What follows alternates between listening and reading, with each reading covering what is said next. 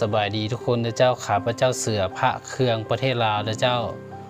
มื้อนี้เราจะพาทุกคนมาฮู้จักกับพระพุทโธของปู่สุวรรณคำเจ้าบางทีหลายท่านอาจจะยังบ่ได้ฮู้เนาะมาเบิ่งคลิปนี้เด้อเดี๋ยวจะพารีวิวแต่ละเนื้อเนาะว่ามีมวลสารและก็มีครบงดงามสำหรับนะเจ้าถ้าพร้อมแล้วเราไปรับชมกันเลยเด้อสบายดีทุกท่านเจ้าข้าพระเจ้าเสือพระเครื่องประเทศลาวเจ้าเด้อมื้อนี้ข้าพเจ้าจะพาทุกคนเนาะมารีวิวเบิ่งความงดงามของพระพุทโธปู่สุวรรณคำจันทสโลภูกล้วยน้ำกันเจ้ามาเบิ่งว่าแต่ละเนื้อแมนสร้างจำนวนเท่าใดเนาะและหลอดคาถากระสร้างจำนวนเท่าใดเนาะนี่จะเป็นการรีวิวครั้งแรกเนาะอยากให้ทุกคนติดตามเนาะเพราะว่าบ่อยากให้พลาดเนาะเพราะว่าเขาจะมาส่องเบิ่งความงามของแต่ละเนื้อให้ทุกท่านเบิ่งว่า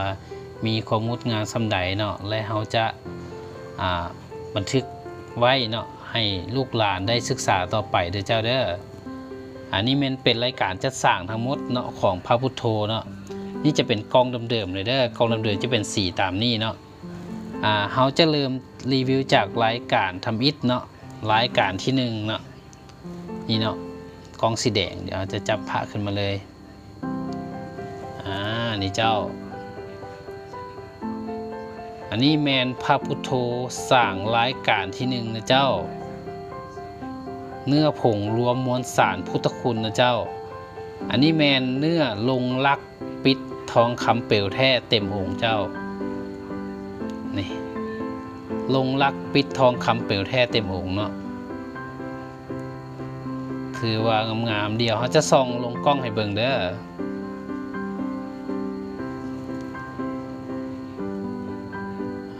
เนื้อหามวลสารก็จะประมาณนี้นะเจ้า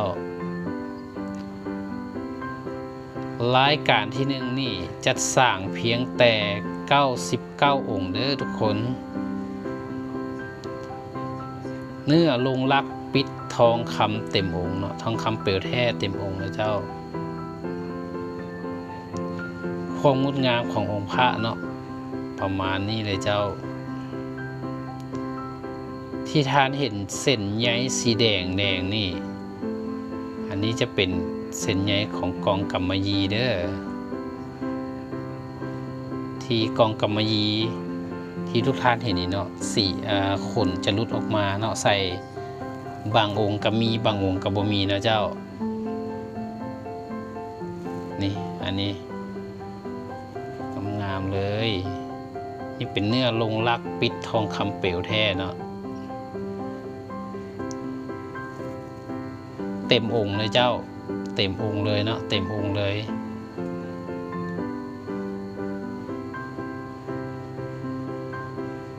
นี่เด้องามๆเลยเจ้าสร้างเพียงแต่99องค์นะเจ้านี่มาเบิ่งลงกล้องรายละเอียดให้ทุกคนได้เบิ่งเนาะเพื่อว่าในตอนหน้าไปเนาะในตอนหน้าไปท่านได้อยากเก็บสะสมศึกษาแมนให้เบิ่งตามนี้เนาะ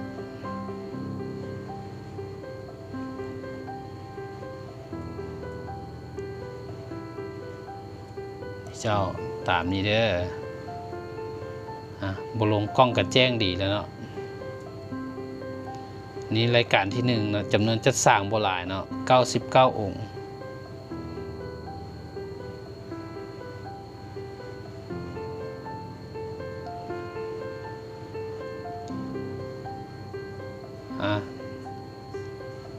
เดี๋ยวจะเบิ่งรายการต่อไปนะเพราะรายการต่อไปจะส่องเห็นชัดกว่านี้เนาะ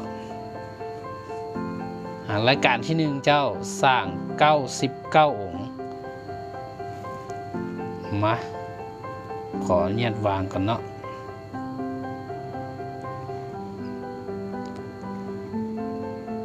เขาสร้างพระพุทโธทั้งหมดอยู่5เนื้อเจ้า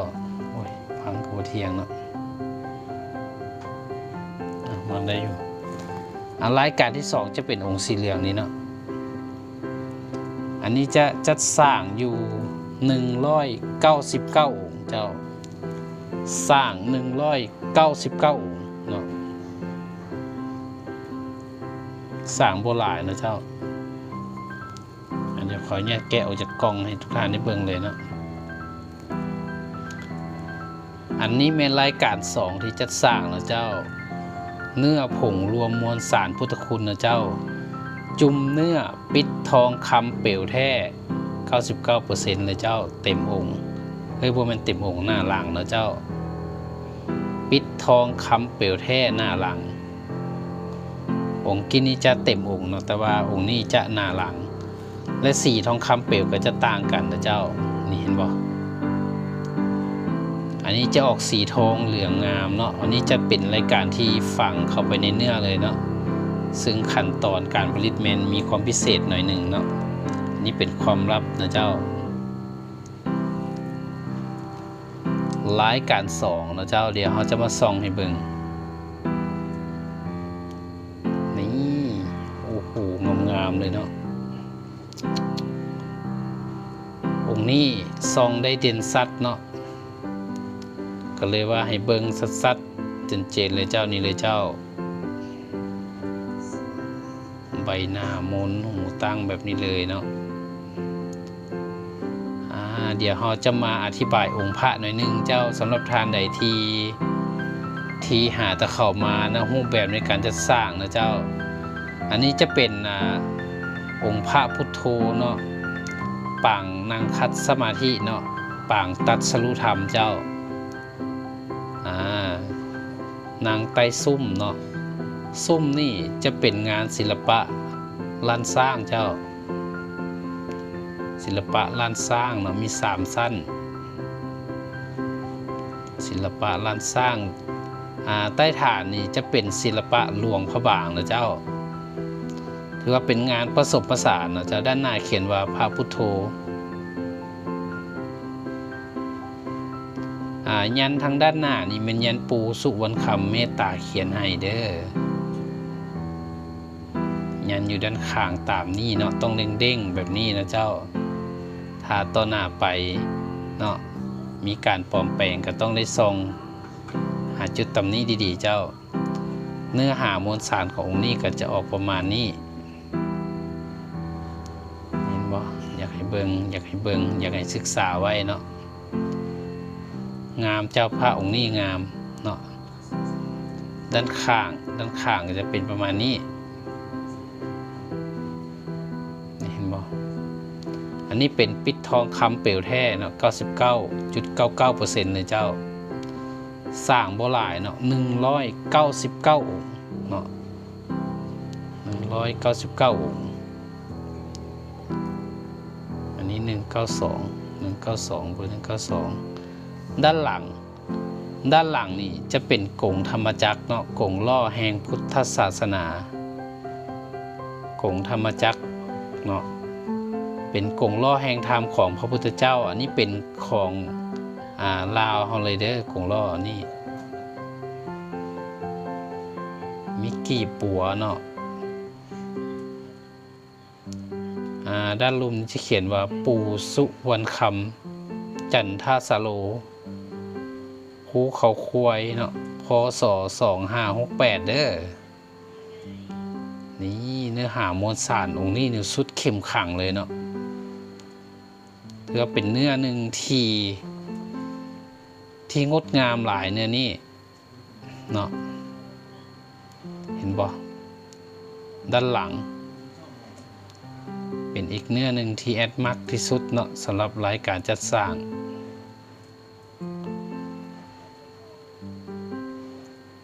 ถือว่าพระพุทโธนี่มีความงดงามมีเอกลักษณ์เนาะบ่คือไผเนาะใต้ฐานถ้าเบิ่งรอบๆนี่จะมี3สั้นเนาะพระพุทธพระธรรมพระสงฆ์นี่แทนความหมายนะเจ้าสำหรับท่านใดที่ต้องการบูชาแม่นเข้าไปที่เฟซบุ๊กพระเครื่องประเทศลาวเด้อเฮามีแบ่งปันอยู่หั่นเนาะองค์นี้งามเจ้าสร้างเพียงแต่199องค์นะเจ้าเดี๋ยวรายการต่อไป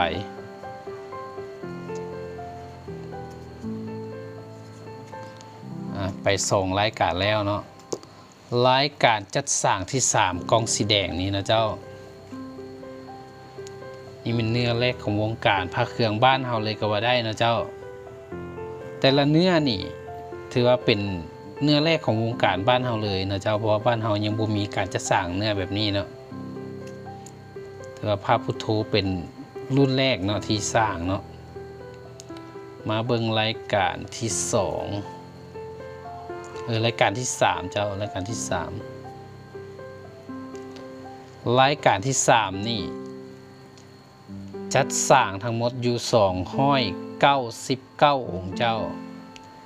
นี่แม่นเนื้อผงรวมมวลสารพุทธคุณเนาะ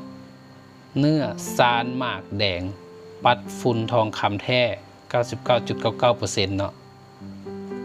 ย้ำว่านี่คือผงทองคำแท้นะเจ้าเนื้อซานหมากแดงสร้าง299องค์เดี๋ยวเขาจะมาลงกล้องน้ำกันว่าองค์นี้จะงดงามสำหรับนะเจ้า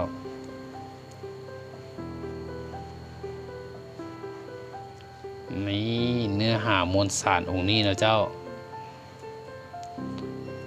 เนื้อซานหมากแดงปัดฝุ่นทองคำแท้หรือผงทองคำแท้นะเจ้า 99.99% นะเจ้านี่เห็นบ่ถ้าซองแบบนี้จะเห็นไฟนี่ขนาดไฟขาวๆได้นี่โอ้นี่เห็นดีเนาะเห็นบ่ทุกคนเห็นขาวๆมันแสงเนาะแสงไฟขาวๆด้านข้างเนาะด้านข้างก็จะประมาณนี้เนาะสำหรับสีฝุ่นทองคำเนาะจะกระจายกระจายแต่ละองค์ก็จะติดบ่คือกันนะบางองค์ก็ติดหลายบางองค์ก็ติดน้อยนี่ทุกคนเนื้อจะออกเป็นแดงๆเนาะแดงๆแบบนี้เนื้อซานหมากแดงปัดฝุ่นทองคำเนื้อแรกของวงการบ้านเฮาเลยนะโอ้โหด้านหลังนี่เต็มๆเลยด้านหลังเนาะนี่เห็นบ่ทุกคนประมาณนี้เด้อเนื้อนี่จะงดงามแตกต่างกันไปนะเจ้าสร้างทั้งหมด299องค์ปูสุวรรณคำจันทสโลภูเขาควยพศ2568องค์นี้จะเห็นเด่นชัดเนาะเห็นบ่เนื้อหามวลสารประมาณนี้เจ้านี่เจ้าท่านได้สนใจบูชาเนาะอย่าลืมเข้าไปที่Facebook เนาะเจ้าพระเครื่องประเทศลาวเด้อหรือว่าเข้าไป TikTok ก็ได้นะเจ้าพระเครื่องประเทศลาวประมาณนี้นะเจ้ารายการที่3เขาสั่งทั้งหมด5เนื้อเจ้าบริสั่งหลายนะเจ้าสั่งทั้งหมด5เนื้อ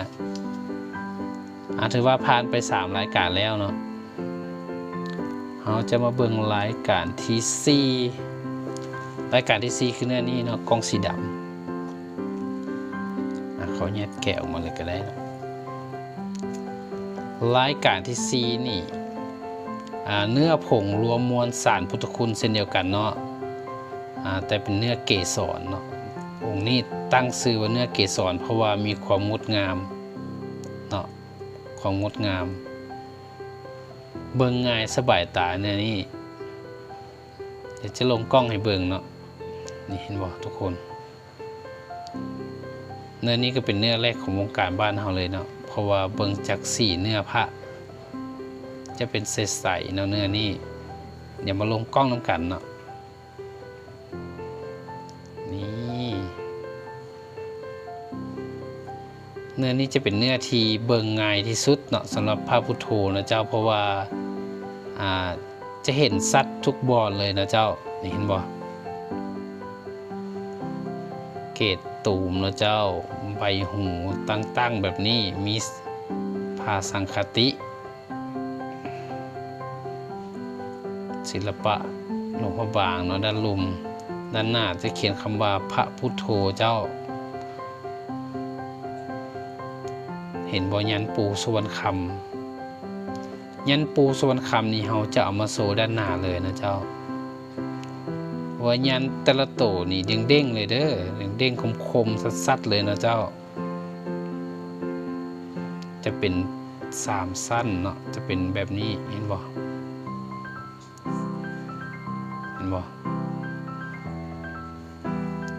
ประ ประมาณนี้เนาะเนื้อนี้เนาะ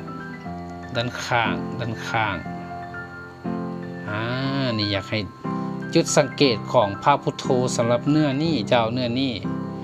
จะมีมวลสารพุทธออกมาจากองค์พระเนาะนี่เจ้าเห็นบ่อันนี้เป็นมวลสารที่ดันออกมาจากองค์พระเด้อเนื่องจากว่าในการปั้มเนาะพระทางในพระยังมีความซื่นเนาะเจ้าเฮ็ดให้มวลสารทางในเนาะจะดันออกมาเนาะให้มีปล่องระบายอากาศส่วนว่าจะดันออกมาแต่ละจุดใดนั้นขึ้นกับองค์พระนั้นๆเนาะเจ้าแต่ละบอนจะดันออกมาบ่คือกันเนาะสำหรับท่านใดที่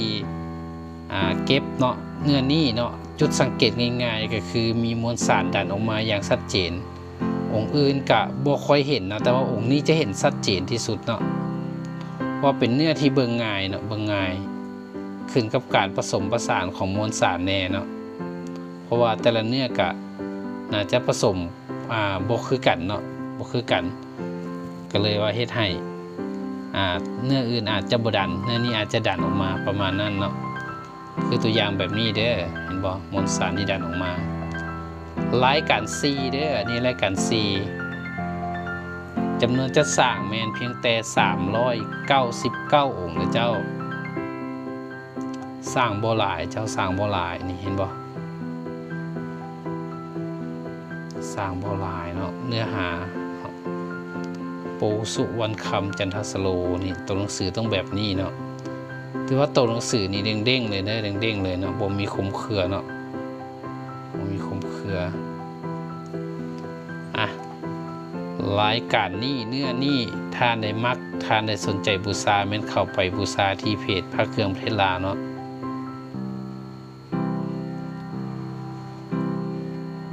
งามแฮงเนาะเนื้อนี้รายการ4เนื้อเกสรสร้างเพียงแต่399องค์คือเป็นเนื้อที่เบิ่งง่ายสบายตานะเจ้าผ่านไปแล้วรายการที่4เจ้ามาเบิ่งรายการต่อไปรายการต่อไปเป็นรายการที่5เนื้อนี้โอ้โหเนื้อนี้นี่ก็เนื้อแรกของวงการบ้านเฮาเนาะเนื้อผงรวมมวลสารพุทธคุณนะเจ้ารวมมวลสารก้นโคกนะเจ้าเนื้อนี่เป็นเนื้อพิเศษนะพิเศษแนวใดก็คือว่าพระพุทโธนี่เฮาสร้างทั้งหมดอยู่5เนื้อเนาะมีรายการที่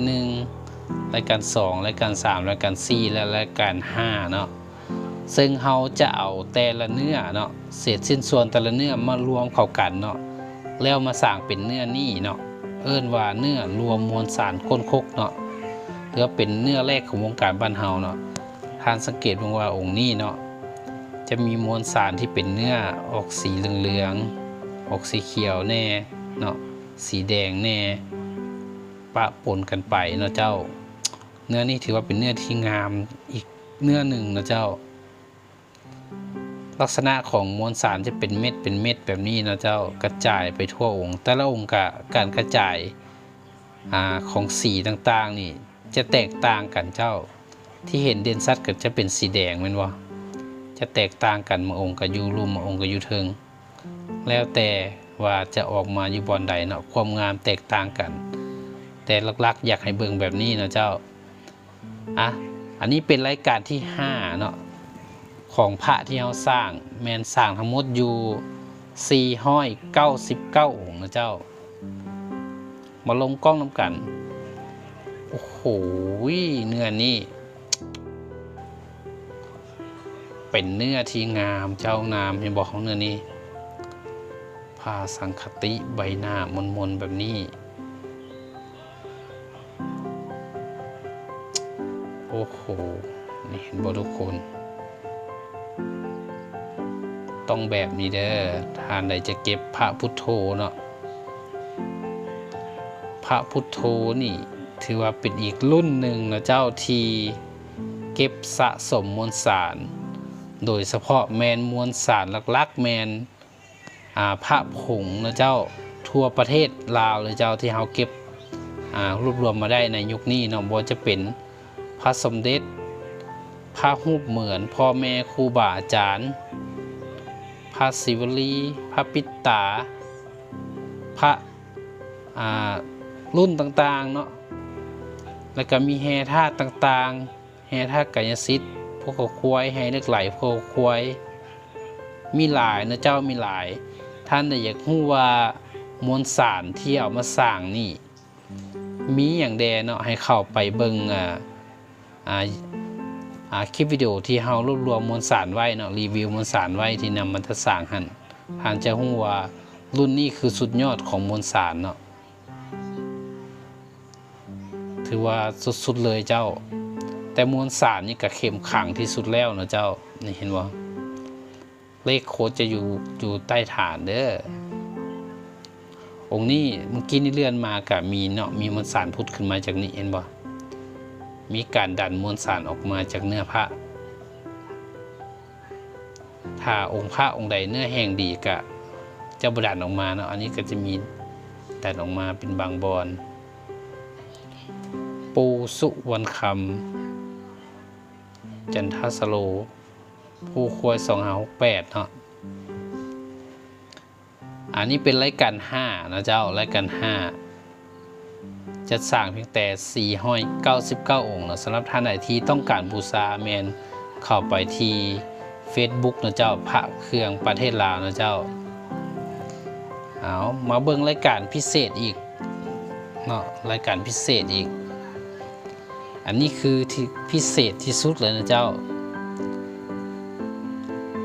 หลอดคาถาจานมือปูสุวรรณคำเนาะเจ้า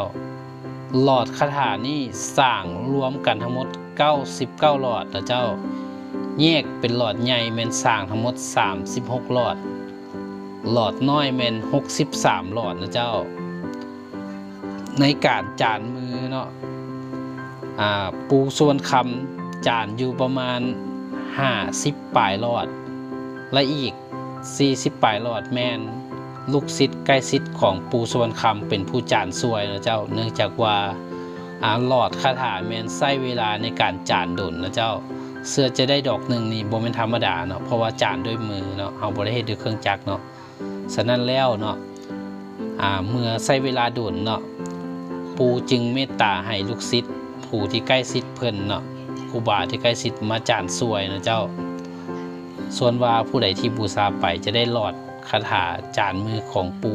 ลายมือปูบอกหรือว่าจะเป็นลายมือของปูลูกศิษย์ปูเนาะก็ถือว่า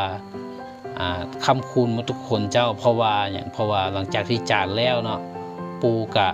อธิษฐานเป้าให้แล้วก็มานำเข้าพิธีพุทธาพิเศษอีกเทื่อนึงเนาะแต่พิเศษไปกว่าหั่นนะเจ้าเฮาจะนำหลอดคาถานี้เนาะมาอุดมวลสารพระพุทโธเนาะซึ่งว่ามวลสารที่อุดอยู่ในหลอดคาถานี่ก็แม่นมวลสารที่สร้างพระอันเดียวกันเลยนะเจ้าและสำคัญกว่าหั่นก็คือมีการถักด้วยเสือกเนาะถักเสือกทาทองตอนพิธีพุทธาพิเศษกระแสน้ำมนต์เนาะถือว่าสร้างทั้งหมดเพียงแต่99ดอกเนาะ99หลอดเดี๋ยวเราจะมาชมหลอดทำอิฐกันก่อนนะเจ้านี่เป็นหลอดใหญ่นะเจ้าหลอดใหญ่สร้างอยู่36ดอกมาเบิ่งน้ำกันเจ้าถือว่านี่เป็นครั้งแรกของวงการบ้านเฮาเลยเนาะเพราะว่าครั้งแรกเลยแหละเนาะ1ทักเสือก2มาอุดมวลสารเนาะเพราะว่าอยู่ในวงการบ้านเฮาแมนเห็นอยู่เนาะทักเสือกแต่บ่เห็นอุดมวลสารนี่ถือว่าเป็นหลอดคาถารุ่นแรกเนาะของบ้านเฮาเลยเนาะที่มีการจัดสร้างในการอุดมวลสารเดี๋ยวเฮาเบิ่งรายสารนำกันว่าจะงานสำไรอันนี้เป็นมวลสารที่เฮาอุดนะเจ้าเป็นมวลสารเดียวกันกับที่เฮาสร้างพระพุทโธเด้อเห็นบ่อันเดียวก่อนลงกล้องดีๆเนาะบ่แจ้งซ้ำเนาะเบิ่งนี่ดูบนกล้องมัวว่ะ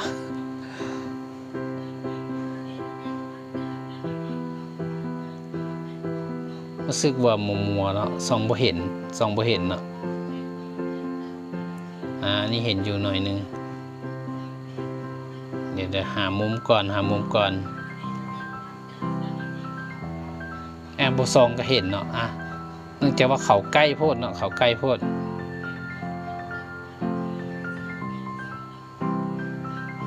นี่แมนมวลสารที่อุดอยู่ในหลอดคาถาทุกหลอดแมนอุดเต็มเลยเด้อแล้วกระทาสีทองปกแบบนี้นะเจ้านี่เห็นบ่โฟกัสบ่นี่เห็นบ่นี่เห็นบ่ทุกคนสำหรับลายสารหลอดคาถาปูสวรรค์คำจะเป็นลายแบบนี้เด้อนี่ทุกคนอันนี้หลอดใหญ่เนาะ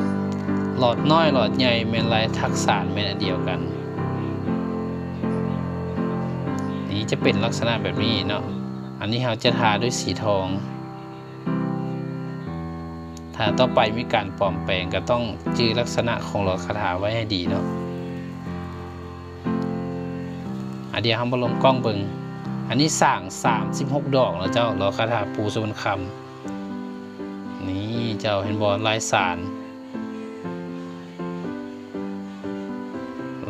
รจะเป็นประมาณนี้เจ้านี่เห็นบ่ทุกคนสำหรับทานไหนที่เก็บเนาะหลอดคาถาปูสวรรค์คำวันนี้บอกเลยว่าหายากที่สุดเลยเนาะปัจจุบันนี้หาโบเห็นเลยปัจจุบันนี้งามเจ้าหลอดคาถานี่งามที่สุดเลยเบิ่งการทักเสือกแบบทักแบบด้วยความปราณีตอันนี้แมนแอดมินเนาะข้าพเจ้าเป็นคนทักเองกับมือเลยเด้อทุกหลอดแม่นเฮาทักเองเนาะต้องประมาณนี้เจ้าประมาณนี้นี่ทุกคนการทักสารถือว่าเป็นดอกแรกรุ่นแรกที่อุดมวลสารนะจะมาเบิ่งดอกน้อยเนาะหลอดน้อยนี่สร้างอยู่63ดอกเนาะนี่ทุกคนมาเบิ่งเนาะการพันหลอดคาถาเนาะแต่ละหลอดกับบ่คือกันเนาะก็คล้ายๆกันเนาะคล้ายๆกันด้านนี้ก็จะเป็นเกี่ยวลายๆได้หน่อยนึงเนาะด้านในอุดมวลสารเส้นเดียวกันเนาะเห็นบ่มวลสารแน่นๆเต็มหลอดเลยเนาะทาด้วยทองแล้วมาด้านนี้ก็นี่เห็นบ่เต็มเลยเนาะนี่องค์นี้ทรงสัตว์ดีเนาะทุกคนอุดมวลสารพระพุทโธเนาะถือว่าทานไหนได้ไปถือว่าสุดๆเลยเนาะสร้างอยู่63ดอกเนาะแต่ว่าปัจจุบันนี้ซอกหาเกือบบ่เห็นแล้วปัจจุบันนี้ลายสารก็จะเป็นเส้นเดียวกันเลยเนาะคือกับลายสารดอกใหญ่เนาะแต่ว่าดอกใหญ่ลายสารก็จะงดงามกว่าดอกน้อยนะเพราะว่าสารง่ายดอกใหญ่สารง่ายกว่าเด็กน้อยสีคำประมาณนี้เนาะอันนี้ไส้ดอกน้อยนี่ไส้ห้อยคาดแอวก็ได้เนาะหรือว่าเฮ็ดเป็นตะกุดหลอดคาถาที่แขนคู่กับพระพุทโธก็ได้เช่นเดียวกันเด้อใช้ได้2แบบเนาะโอ้ยสีคำเต็มเลยองค์นี้นี่ทุกคน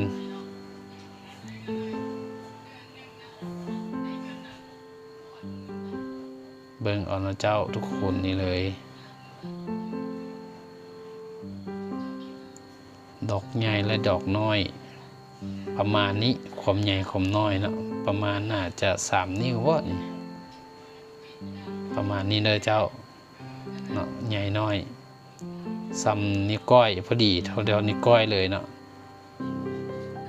แต่ว่าดอกความใหญ่เท่านิ้วก้อยเลย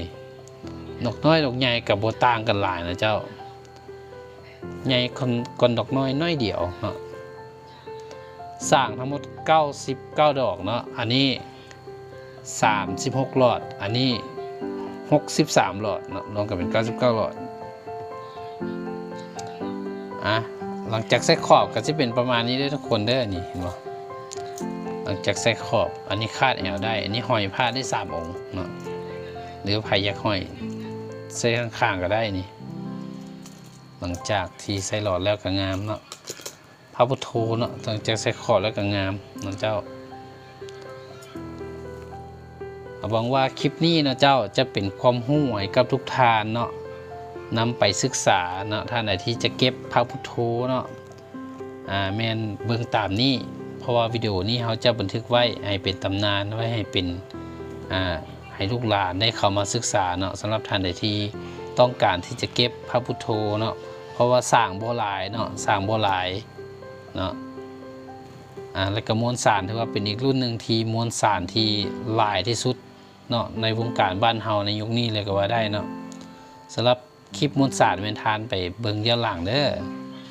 ขอบใจทุกคนเจ้าเด้อที่เบิ่งจนจบเนาะสำหรับท่านใดที่ต้องการบูชาเนาะเข้าไปบูชาที่ Facebook เพจพระเครื่องประเทศลาวเจ้าเด้อและอย่าลืมเนาะกดติดตามช่อง YouTube ของเฮาไว้เด้อ YouTube เนาะแล้วก็มี TikTok พระเครื่องประเทศลาว Facebook พระเครื่องประเทศลาวเนาะขอบใจทุกท่านหลายๆเด้อเจ้าแล้วพบกันอยู่ที่ Facebook เจ้าสำหรับท่านใดเนาะที่ต้องการบูชาพระพุทโธไปค่ำคูณนะเจ้าเข้าไปบูชาได้ที่ Facebook นะเจ้าพระเครื่องประเทศลาวเนาะและก็ขอบใจเนาะทุกท่านเนาะที่กดติดตามเฮาบ่ว่าจะเป็นทาง YouTube TikTok Facebook นะเจ้าขอบใจทุกคนหลายๆเจ้าที่กดติดตามแล้วก็กดไลค์กดแชร์นะเจ้าแล้วพบกันอยู่ที่ Facebook นะเจ้าพระเครื่องประเทศลาวเจ้า